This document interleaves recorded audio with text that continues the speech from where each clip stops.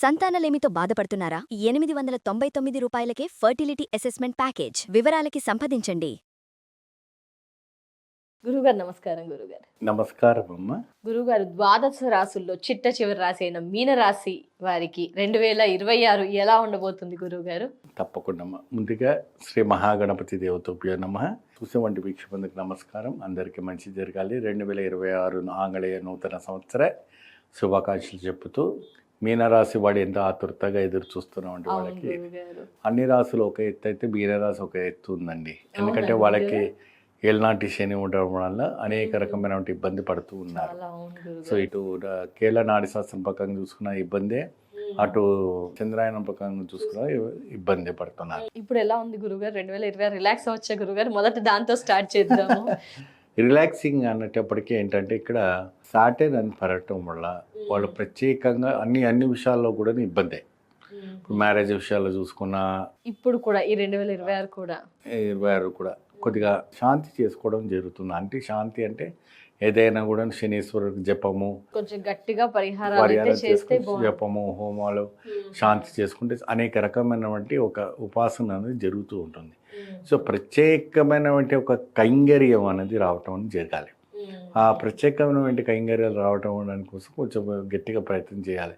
వీళ్ళు ఎంత ప్రయత్నం చేసినా లాభం ఉండట్లేదు. అయితే ఇప్పుడు ప్రత్యేకంగా ఇప్పుడు వివాహం పరంగా మనం చేసుకున్నాం అనుకోండి, మ్యారేజ్ పరంగా చూసుకుంటే ఈనాటి శనులు పెళ్లి చేయకూడదు అంటారు.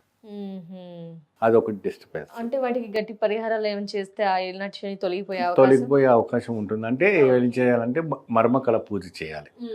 ఆ మర్మకళ పూజ చేయటం వల్ల ఆ అద్భుతమైన పూజ చేసి శాంతి చేసుకుంటే వీళ్ళకి కళ్యాణ యోగం కలగడానికి అవకాశాలు ఉంటాయి.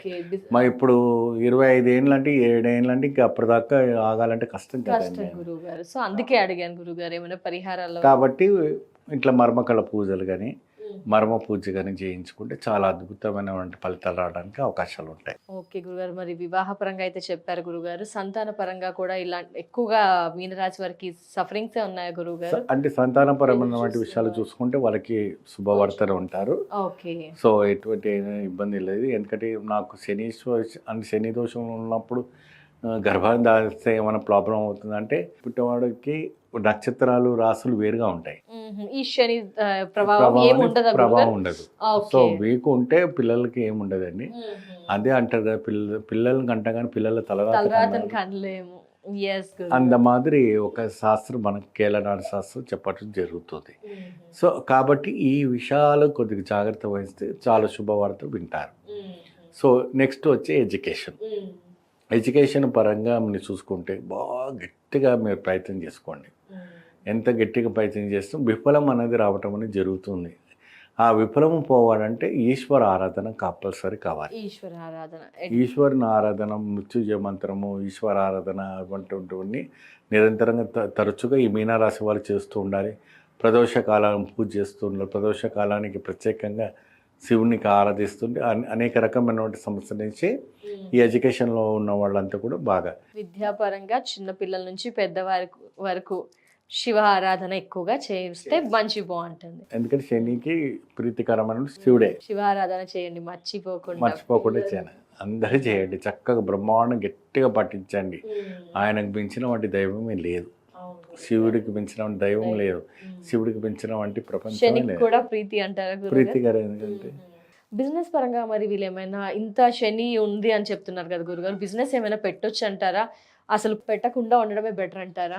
బిజినెస్ చూసుకుంటే అంటే మాత్రం అంతంత మాత్రాన మనకు ఇక్కడ కనపడుతూ ఉంటుంది. పెద్దగా లాభదాయకం లక్షల కోట్లు వచ్చి నష్టపడేసే అంత లేదు. లాభదాయకం రావటం జరుగుతుంది. చేసుకోవచ్చు. ఎవరైనా కొత్తగా స్టార్ట్ చేయాలనుకున్న వారు చేసుకోవచ్చు. కానీ పెట్టుబడుల విషయంలో కొంచెం జాగ్రత్త వహించి పెట్టుబడి పెట్టే విషయంలో జాగ్రత్త స్ట్రిక్ట్ పరిహారాలు అలా చేసి ఫాలో పెట్టి. ఎందుకంటే ఏది పెట్టకుండా మనం నడవాలి కదా.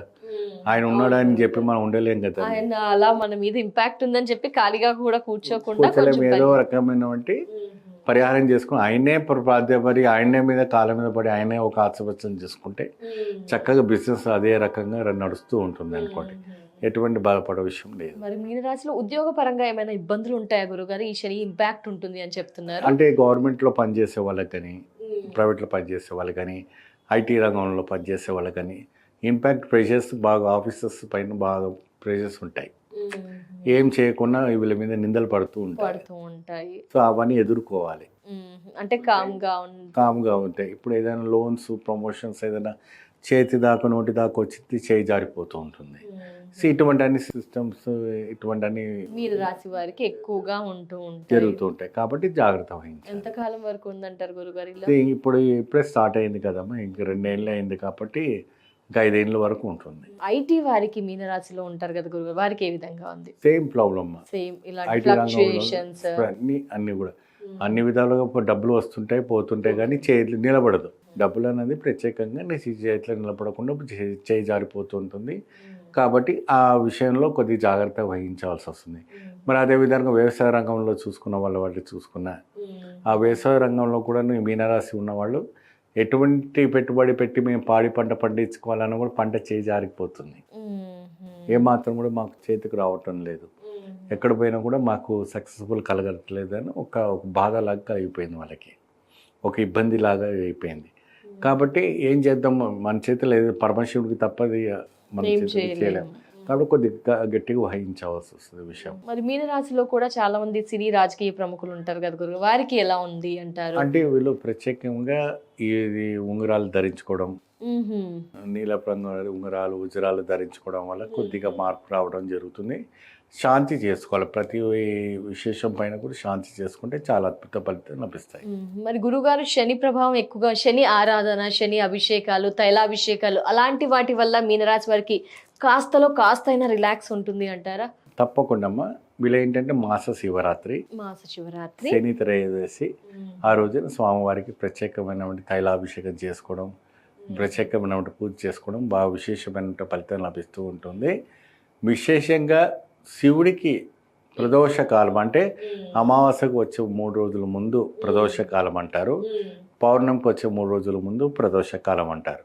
నందికి అభిషేకం చేయటం, శివుడికి అభిషేకం చేయటం వల్ల చాలా అద్భుతమైన ఇంపాక్ట్ వీళ్ళ మీద పడుతుంది. మంచి పాజిటివ్ ఇంపాక్ట్ పడుతుంది, మంచి సూపర్గా అవుతారు.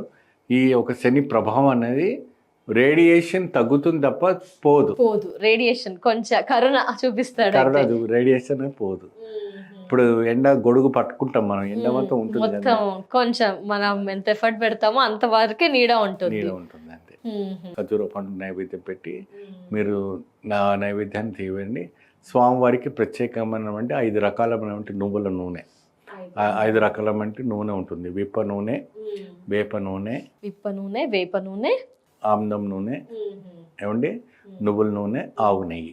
ఓకే, ఈ 5 రకాల నూనెలతో దీపం వెలిగించాలి. ప్రతి శనివారం నాడు చక్కగా వీలైతే కూష్మాండం ఉంటుంది కదమ్మా, కూష్మాండం కోసి ఆ కూష్మాండం పలగొట్టి 5 పదార్థాలు అందులో పోసి వత్తి పెట్టి చక్కగా శివలింగం దగ్గర కానీ శివాలయం దగ్గర కానీ లేదంటే గదాస్తంభం దగ్గర కానీ పెట్టి దీపాలు. సోమవారమా శనివారం అయితే ఇప్పుడు చెప్పిన పరిహారం చేసుకోవాలి. తప్పకుండా గురువుగారు, ధన్యవాదాలు గురుగారు. ద్వాదశ రాశుల్లో చివరి రాశి అయిన మీనరాశి గురించి కూడా తెలియచేశారు, పరిహారాలు తెలియచేశారు. అలాగే అన్ని రాశుల గురించి కూడా పూర్తి వివరణ, పరిహారాలు తెలియజేసినందుకు థ్యాంక్ యూ సో మచ్ గురువుగారు. మీ విలువైన సమయాన్ని కూడా కేటాయించినందుకు నమస్కారం. నమస్కారం.